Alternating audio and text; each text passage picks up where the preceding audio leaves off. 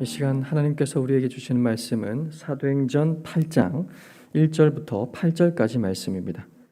신약성경 199페이지 사도행전 8장 1절부터 8절까지 말씀 교독해서 읽고 마지막 8절 말씀은 함께 읽도록 하겠습니다.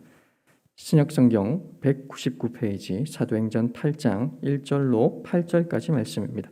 제가 먼저 1절 말씀을 읽도록 하겠습니다.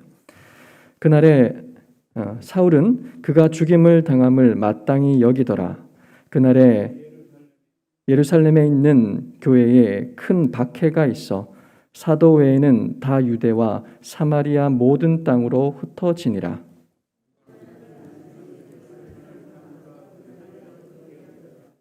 사울이 교회를 잔멸할새 각 집에 들어가 남녀를 끌어다가 옥에 넘기니라.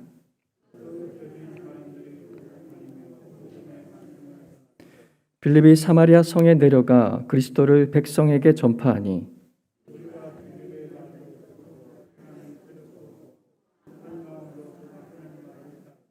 많은 사람에게 붙었던 더러운 귀신들이 크게 소리를 지르며 나가고 또 많은 중풍병자와 못 걷는 사람이 나오니 그 성에 큰 기쁨이 있더라. 아멘. 흩어져 다니면서도 해야 했던 일이란 제목으로 목사님 말씀 전해 주시겠습니다.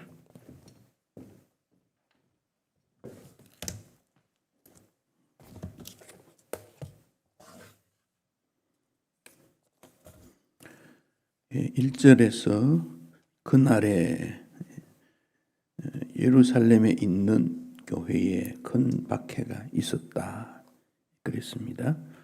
그날은 스데반이 죽었던 순교하던 슬픔의 날입니다. 스데반은 매우 훌륭한 교회의 일꾼이었습니다. 그가 복음을 전하다가 순교를 당했습니다. 믿음 있는 성도들은 스데반의 죽음에 대해서 가슴을 치며 장례를 치르고 크게 울었습니다. 참 이런 일이 왜 일어났을까 안타까운 마음을 가지게 됩니다. 인생은 반드시 한 번 죽습니다. 그 인생의 죽음에 대해서 사람들은 어떤 반응을 보일까 이런 생각을 해봅니다. 스데반이 죽었을 때 초대교회 성도들은 가슴을 치며 슬픔을 가졌습니다. 그러나 그 시대의 통치자였던 헤롯이 죽었을 때 그들은 기뻐했습니다. 오늘 우리들도 이 땅을 살면서 나를 바라보는 사람들의 모습이 어떠할까 하는 점도 생각해 봅니다. 스데반이 죽고 난 다음 예루살렘 교회가 큰 박해가 있은 그날 사울이 3절에 보면 사울이 교회를 잔멸하려고 했다. 이 잔멸했다. 사나운 짐승이 약한 짐승을 물어뜯는 그런 모습을 우리가 생각해 봅니다. 박해했다. 박해라는 말은 사냥꾼이 짐승을 따라다니면서 괴롭히는 그런 모습을 볼 수 있습니다.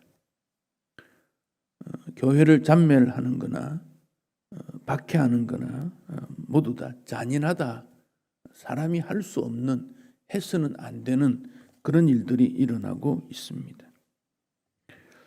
교회 역사를 보면 참 좋고 귀하고 아름다운 그런 것보다는 박해의 역사, 순교의 역사다 그렇게 볼 수 있습니다.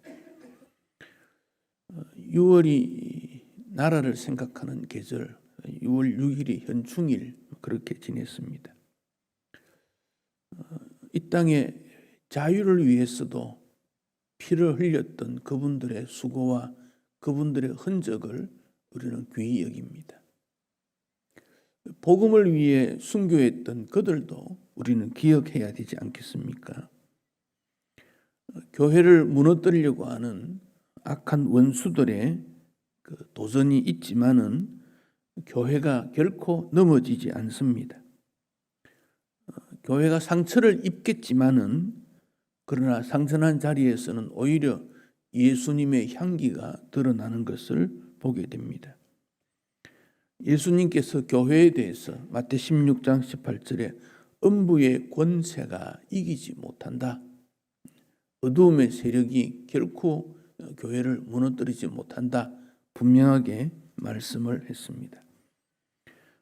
원수들의 박해가 심해서 두려움이 일어나고 어쩔 줄 몰라 하는 마음이 있겠지만은 그러나 그것보다 성령의 불은 훨씬 더 강하고 뜨겁다는 것을 알게 됩니다.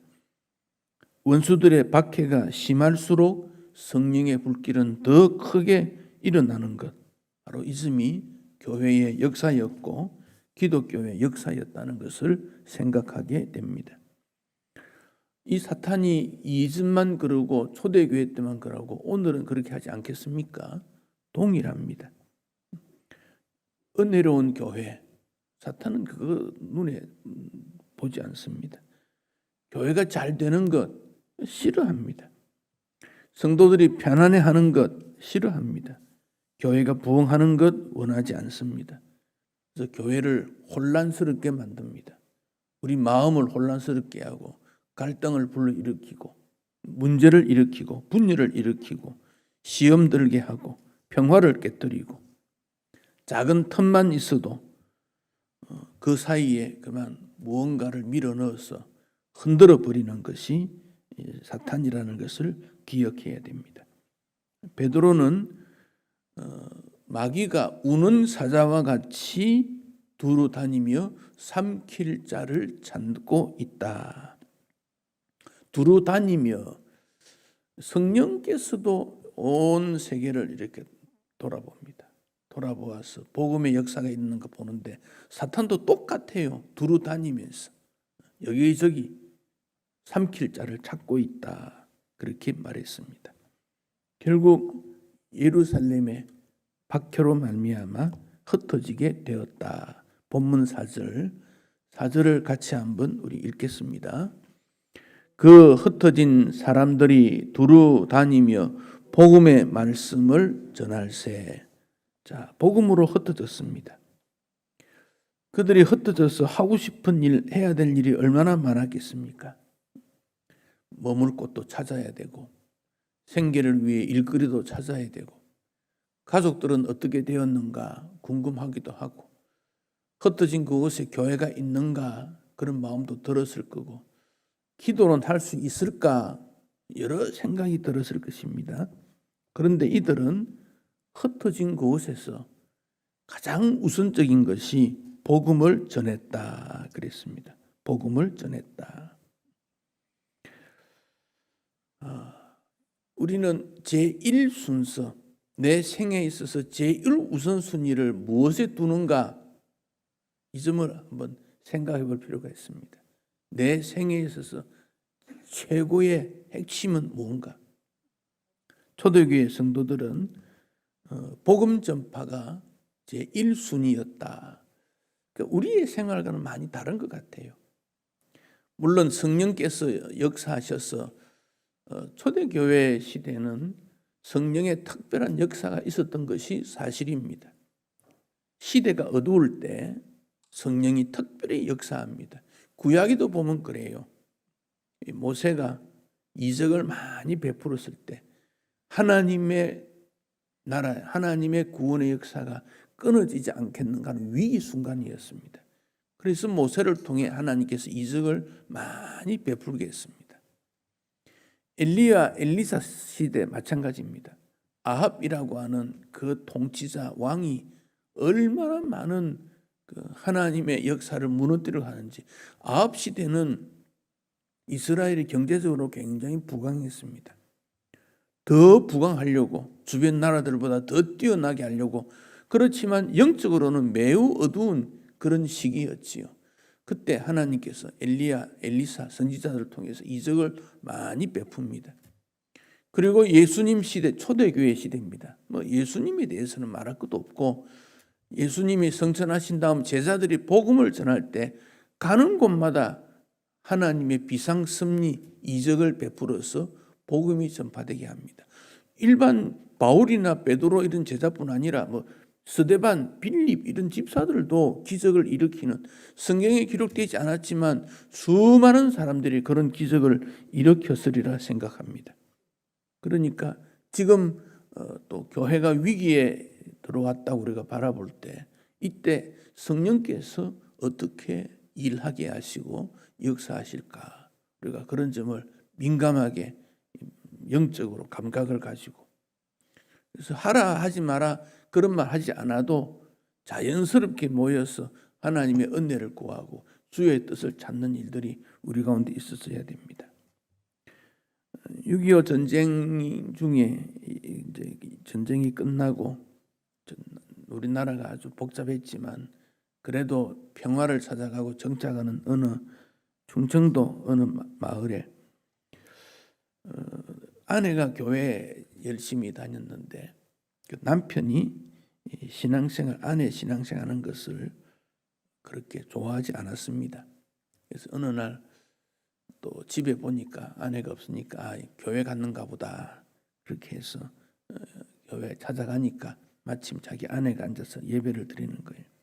기도하고 있는 모습을 곁에 가가지고 머리채를 잡아당기고 교회 밖으로 끄집어냈습니다. 왜 그렇게 내가 싫어하는 걸 하느냐고. 그랬는데 나중에 보니까 자기 아내가 아니고 그 면장 부인이었습니다. 얼마나 두려웠는지 무릎을 꿇고 용서를 빕니다. 그 면장 아내가 말합니다. 호통을 칩니다. 이제부터 예수 믿으시오. 예수 믿고 아내를 박해하던 것을 그만두면 내가 용서하지만은 그렇지 않으면 당신은 이제 끝이요.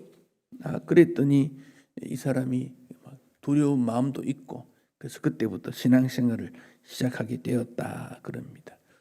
하나님께서 역사하시는 일은 우리가 생각하는 것보다 훨씬 깊고 넓고 우리를 초월하는 일입니다.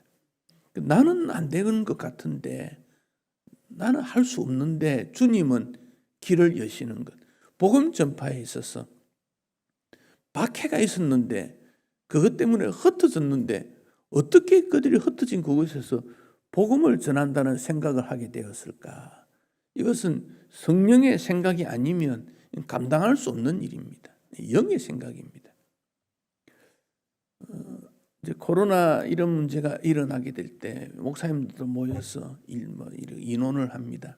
그래서 시대가 상황이 이렇는데 하지 못한다, 할 수 없다, 그만해야 된다, 혹은 다음으로 연기하자.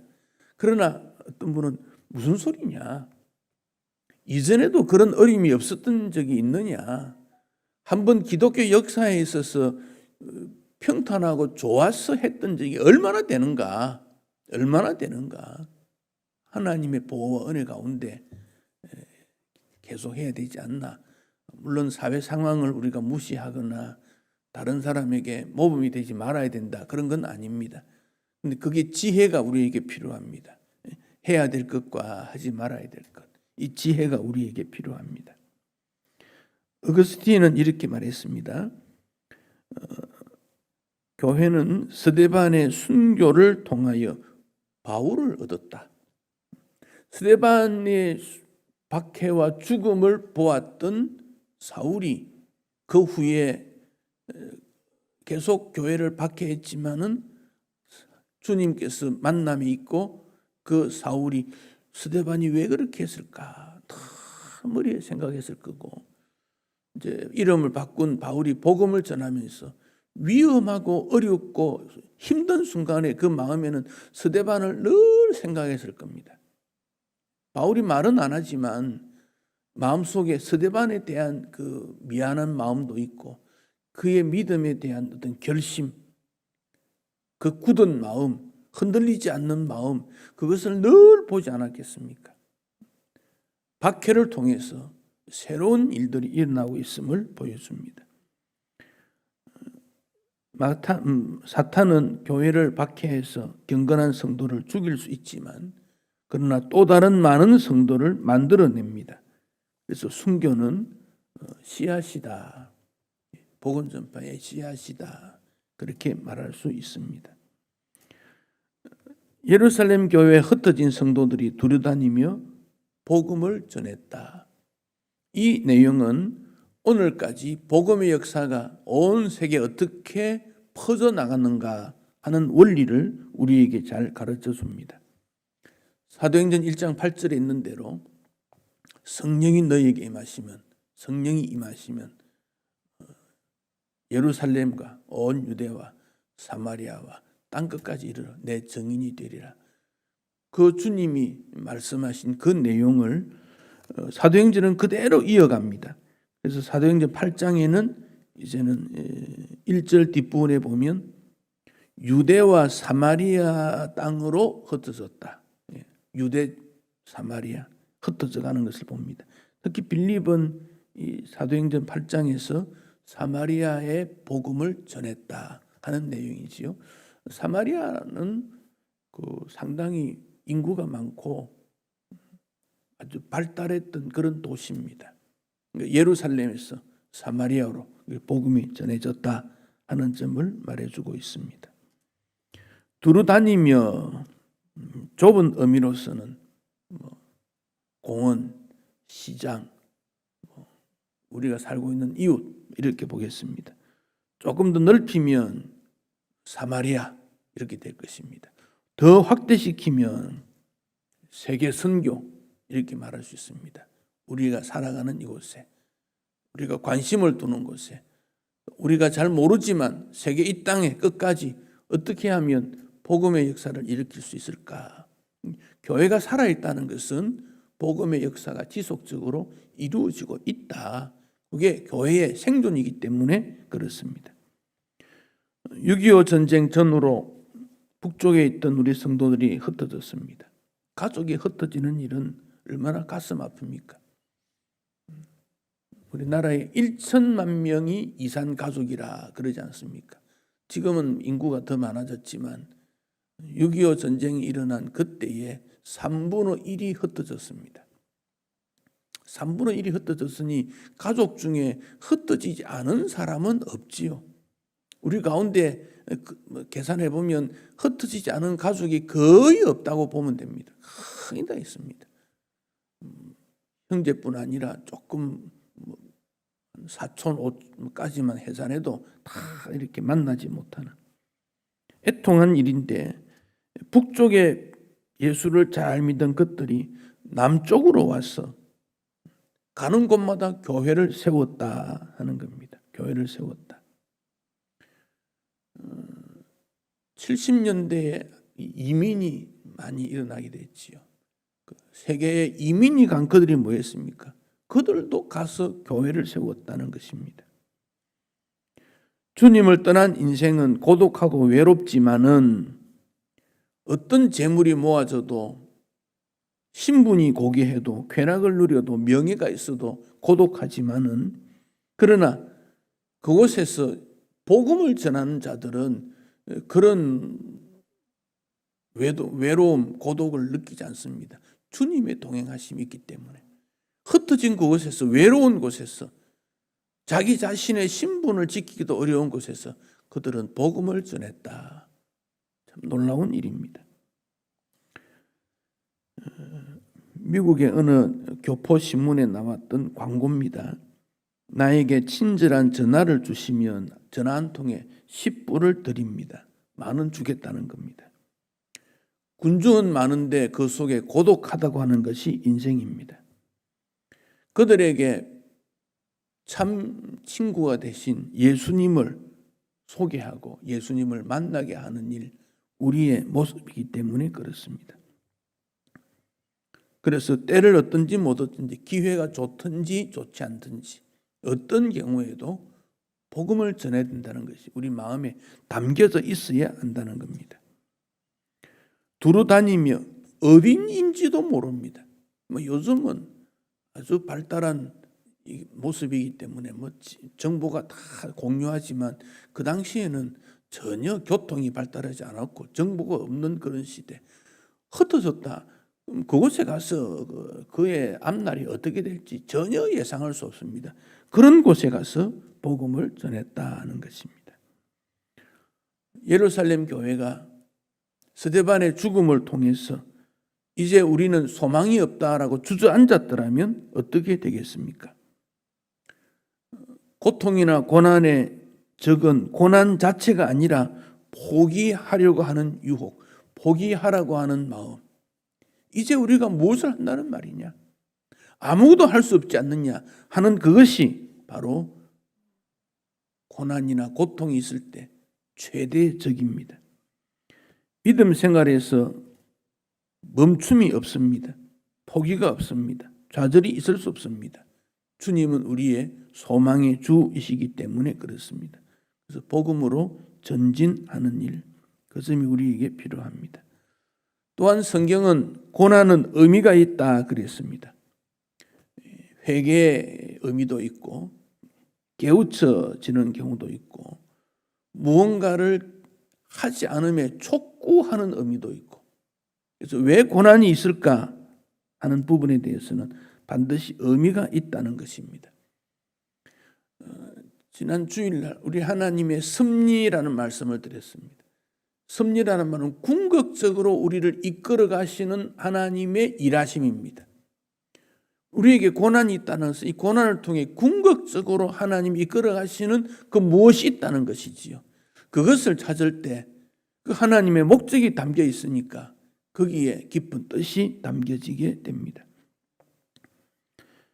박해를 통해서 흩어진 그들이 무엇을 해야 할까 생각하지 않았겠습니까? 기도하지 않았겠습니까? 그러다가 그들은 복음 전하는 것이 목적이다 의미를 찾게 된 것입니다. 고난은 우연히 나에게 던져진 어떤 상황이나 슬픔이나 의미 없는 것이 아니라 하는 것입니다. 두루다니며 복음 전하라고 하는 성령의 역사였기에 박해라는 도구를 통해서 예루살렘 교회들은 흩어지게 된 것입니다. 환난이나 박해 가운데서도 신앙을 지키는 성도가 오늘도 복음 전파에 힘써야 되고, 비록 그 일이 쓰지만은 열매가 분명히 있다는 것을 기억하고 그들은 복음을 전했습니다. 미국 남침례교 연구재단에서 교회가 전도를 위한 목표를 설정할 때 반대하는 주장들이 많이 있다. 어떤 주장들이 있습니까? 그 전도를 위한 목표를 세우는 것은 인간 중심이 아니냐. 사람들이 전도를 하자, 100명에게 목표를 정하고 500명을 정하고 그 인간적이다. 이런 말들을 많이 한다는 겁니다. 세속적인 방식으로 교회를 세우려는 것이다. 기도에 의한 결과가 아니다. 전도 그렇게 목표를 세울 게 뭐 있냐? 열심히 기도하면 되지. 이런 주장들이 있다는 겁니다.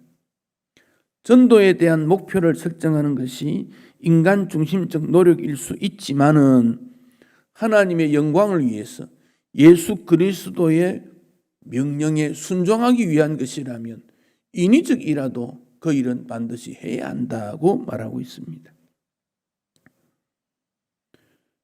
교회가 일반적인 리듬을 타서 해야 되는 일도 있습니다.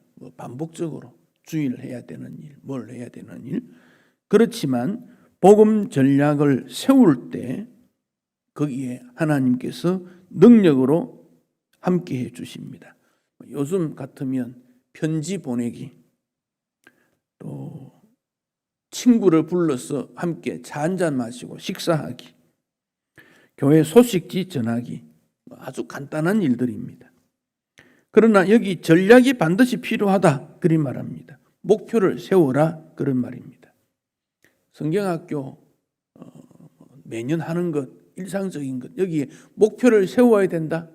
목표가 필요하다는 겁니다. 이번에는 이런 목표를 세워서 하자. 여름 성경학교의 출발은 어린아이에 대한 복음 전파가 핵심입니다. 오늘날에는 교회 오는 아이들에게 대해서만 성경 가르치자 그렇게 됐는데, 전도해서 성경을 가르치는 것, 성경학교의 목표입니다. 그래서 숫자가 되었든지 얼마든 관계없이 어린 아이들을 통해서 전도하든지 어떤 방법이든지 목표가 필요합니다. 이 목표는 개인의 일보다 우선합니다. 개인적으로도 어떤 계획을 세우면 그 세운 계획을 위해 다른 걸 헌신해야 됩니다. 희생해야 그 일을 할 수가 있습니다. 목표를 세운 일을 하는 것은 먼저 하겠다는 것입니다. 어느 교회가 한 5년 동안에 성도가 130명에 머물렀습니다. 그래서 우리도 전도 목표를 세우자. 1년에 1천이라는 목표를 세웠습니다. 1천이라는 이 말은 전도하는 횟수, 전도자를 만나는 횟수, 초청장을 보내는 횟수, 교회 초청장을 배부는 1000명을 전도하자 그런 것이 아니라 전도를 1000번 해보자. 그러니까 한 사람이 10번을 전도제를 나누어 준다든지 전화를 한다든지 초청을 한다든지 식사를 한다든지 10번 해보자. 그렇게 정했습니다. 그렇게 해서 1년 동안 쭉 모아보니 1700번을 했더라는 겁니다. 130명 성도들이 한 10번 정도만 하면 되겠다 했는데 1700번을 했는데 연말에 190명 성도가 증가되었더라. 그 중에 24명이 예수를 믿게 되었더라. 130명 평균 모였던 교회가 190명이 모였더라. 20년 만에 가장 많이 모인 그런 해가 되었다. 목표라는 것이 그만큼 중요하다라는 겁니다. 요즘 그런 목표를 제시하면 그런 일을 꼭 해야 되는가 그런 생각을 합니다. 우리는 이 스마트폰으로 교회에 대한 이런 것들을 보냈을 때 받은 내가 나에게만 머물지 말고 친구에게 어디에 있든지 요즘 보낼 수 있습니다. 지방에서도 좋고 서울에서도 좋고 또 가족에게도 좋고 자녀에게도 좋고 또 보내왔던 거를 딱 체크를 해야 됩니다. 이 1번 그림은 아무에게는 보냈는데 보낸 사람은 보내지 말고 안 보낸 사람에게 또 보냅니다. 일주일에 한 번 정도 다시 한번 우리가 시작할 필요가 있습니다. 접촉한 수를 교인들로 하여금 보고를 받고 그래서 성도들에게 이번 주간에 우리 성도들이 접촉한 사람의 수는 얼마입니다. 홍보도 하고 그렇게 해서 계속 독려를 했더니 상당수가 그 일을 하게 되어졌더라는 것입니다. 교회가 때로 성도들 모임이라 갈등이 있는데 왜 갈등이 있는가? 교회 내부 일에만 집중하게 될 때, 그래서 복음을 외부로 내어보내게 될 때, 어느 부서에서 우리끼리 뭘 한다, 서로 의견이 안 맞는데 우리가 모여서 복음을 외부로 내어보내자, 전도회라든지 주일학교라든지 이런 데 바깥으로 복음을 내어보내는 일을 하게 될 때, 관심을 다른 사람에게 두게 될 때 갈등이 적어진다는 겁니다. 집안에만 있으면 가족들이 계속 의견이 대립됩니다만은 집 밖에 나가면 가족이 하나가 됩니다. 그래서 여행도 해보고 관광도 가보고 그렇게 하는 거예요. 안에만 있으면 그리 됩니다. 이 복음을 바깥으로 내어보낼 때 갈등이 줄어든다는 것입니다. 올해 코로나라는 것 때문에 우리는 전도에 대해 전혀 무관심하게 되었는데 불신 이웃을 위해서 기도하는 일 다시 회복해야 됩니다. 그래서 여러분에게 나는 누구를 위해 기도한다. 불신 이름이 있어져야 됩니다. 가족도 좋고 친척도 좋습니다. 내가 기도하는 대상자는 누구다. 특정한 날짜에 특별히 기도할 필요가 있습니다. 주님, 이날에는 그 친구를 전도할 수 있는 기회를 주시기 바랍니다. 또한 전화라든지 뭐 이런 소식을 늘 전합니다. 사회 네트워크 그렇게 말하지요. 오늘 사회가 닫혀져 있지만은 그러나 엄청나게 열려져 있습니다. 젊은이들이 접근하는 사회를 이해할 수 있는 매체들 엄청나게 많은데 그들 속에 무엇이 들어 있습니까? 그 속에. 그래서 우리는 복음적인 내용, 인간의 의미를 찾는 내용, 하나님을 만나야 되는 내용들을 자꾸만 흘려보내야 됩니다. 사회 네트워크 속에 정치 내용이 이만큼 있고 경제가 이만큼 있고 또 인간의 쾌락이 된 게 있고, 그러면 복음에 대한 내용 전혀 없으면 그들이 뭘 접하겠습니까? 그런 가운데 복음의 내용을 자꾸만 흘러내보내서 성경 구절을 내어보내고 믿음의 인물들을 내어보내고 자꾸만 흘러내볼 때 예쁘게 꾸며야 됩니다. 소식을 전해야 됩니다. 또한 자신이 살아왔던 신앙의 흔적들도 간단한 글로 내보냅니다. 자꾸 내어보내면 성령께서 함께 하셔서 그들이 거기에 접촉을 하게 될 것입니다. 우리는 코로나 때문에 모임이 약해져가고 복음 전파에 힘써가는 이때 알곡과 죽정이를 주님께서 구분하는 무관심의 신앙에서 다시 한번 우리 자신들을 돌이켜야 할 것입니다. 복음 전파는 가장 중요한 용어이지만 부담스러운 용어이기도 합니다. 하나님의 지혜를 통해서 전도에 미련한 방법이지만은 복음 전파가 일어나야 합니다. 만약 세상의 지식이나 세상의 노력으로 하나님을 만날 수 있다면 우리 예수님이 이 땅에 오지 않았을 것입니다. 하나님은 우리를 대량 생산으로 만들지 않습니다. 한 사람 한 사람을 중요하게 여깁니다. 그렇다면 복음 전파라는 방법이 우리에게는 지금도 유효하고 미련해 보이지만 그 방법대로 해야 합니다. 빌립이 사마리아에 복음을 전하는데 마술을 행하는 사람들이 있어진 겁니다. 마술이 복음 전파에 방해를 놓았습니다. 왜 그들이 마술을 했습니까? 성령의 역사를 그렇게 오해했기 때문에 그렇습니다. 마술, 이런 방법은 그 사람을 어렵게 만들지만 성령께서는 유익하게 만듭니다. 7절 말씀에 보면 그 성령의 역사로 말미암아 일어났던 내용들이 기록되어 있습니다. 많은 사람에게 붙었던 더러운 귀신들이 크게 소리를 지르며 나가고 많은 중풍병자, 못 걷는 사람이 낫는 기적이 일어나게 되었다. 빌립의 전도가 성령의 역사하심이 일어나게 되고 놀라운 은총이 일어났다, 그런 말입니다. 귀신이 쫓겨났다. 여기 귀신들이 소리를 지르면 나가고라는 이 말씀의 뜻은 한 번 나가는 게 계속 밀려나고 있다, 그런 뜻입니다. 계속. 우리가 사는 이곳에도 어두움의 영이 지배를 합니다. 그들이 계속 우리가 사는 곳에 밀려나가는 방법은 복음 전파뿐이라는 겁니다. 저는 최근에 이제 정치권에서 일어나는 일들을 보면서 요즘 정치인들이 조금 정신을 차렸는가 이런 생각을 해봅니다. 교회가 잠잠하니까 그들을 통해서 우리 사회를 뭔가 바꾸어 보겠다는 시도를 주님이 원하시는가? 그런 생각을 해보는데 거기에서로 만족할 수가 없습니다. 이럴 때 교회가 복음을 전파해서 우리 사회의 탐욕, 욕심, 어두움의 일들을 지속적으로 물러가게 해야 됩니다.